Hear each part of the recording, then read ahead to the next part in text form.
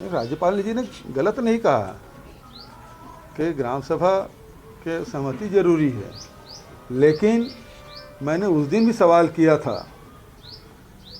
कि आदिवासियों के खेत में पानी कैसे पहुँचे, उसकी क्या व्यवस्था है। जब तक हम पट्टा दे रहे हैं, ज़मीन है उनके पास, पहले से भी ज़मीन है, पैतृक संपत्ति ज़मीन है उनके पास, उसके बाद वनाधिकार पट्टा भी दे रहे हैं। साथ ही हमने तो ये कह दिया कि जिन आदिवासियों के पास या परंपरागत रूप से जो निवास कर रहे हैं, यदि वो भूमिहीन है उसको भी हम ज़मीन देंगे। तो ज़मीन देने का काम तो हो रहा है, तेज़ी से हो रहा है, आगे भी चलता रहेगा। लेकिन सवाल इस बात का है कि उसको उसके खेत में पानी कैसे पहुँचे। यदि पानी ही नहीं होगा तो ज़मीन से खेती करना संभव नहीं है और नुकसान का धंधा है। और इसी कारण से लगातार आदिवासी क्षेत्र में लोगों की आर्थिक स्थिति कमज़ोर से और कमज़ोर होती गई है। और देख लीजिए, चाहे वो बस्तर हो चाहे सरगुजा हो, वनांचल में जितने भी हमारे हैं वहाँ हमारी इरिगेशन परसेंटेज कितना है, 0 से 9%। तो यदि हम जब तक कि सिंचाई क्षमता नहीं बढ़ाएंगे तब तक के लोगों की स्थिति सुधार इस कल्पना नहीं की जा सकती। तो क्या आदिवासी स्वावलंबी न हो, आर्थिक रूप से संपन्न न हो, उनके खेतों में पानी न पहुँचे, बोध घाट परियोजना के जो विरोध कर रहे हैं उनसे मैं पूछना चाहता हूं, उनकी वैकल्पिक व्यवस्था बता दे।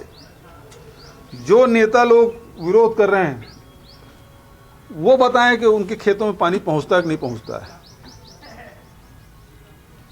उनके खेत में पानी जब पहुंच रहा है तो आदिवासी खेत में पानी पहुंचना चाहिए कि नहीं पहुंचना चाहिए।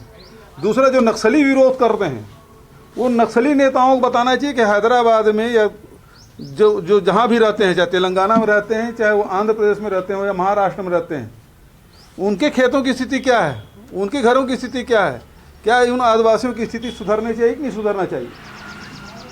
नक्सली जब विरोध कर रहे हैं, ज़बरदस्ती ला के खड़ा कर देते हैं, उनसे पूछने पर उनको पता भी नहीं रहता, लेकिन बेचारे आ जाते हैं, भोले भाले लोग हैं, आ जाते हैं। तो उन नक्सली नेताओं से भी मैं सवाल करना चाहता हूं, उनकी स्थिति क्या है।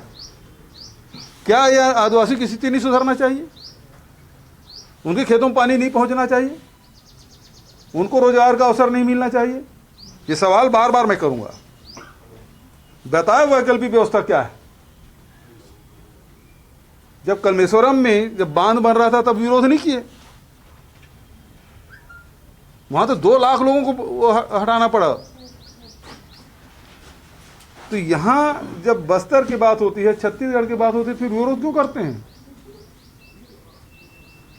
कांग्रेस के शासन काल में ही जितने बांध बने वो बने, भारतीय जनता पार्टी ने एक भी बांध नहीं बनाया, बड़ी कोई परियोजना नहीं आई।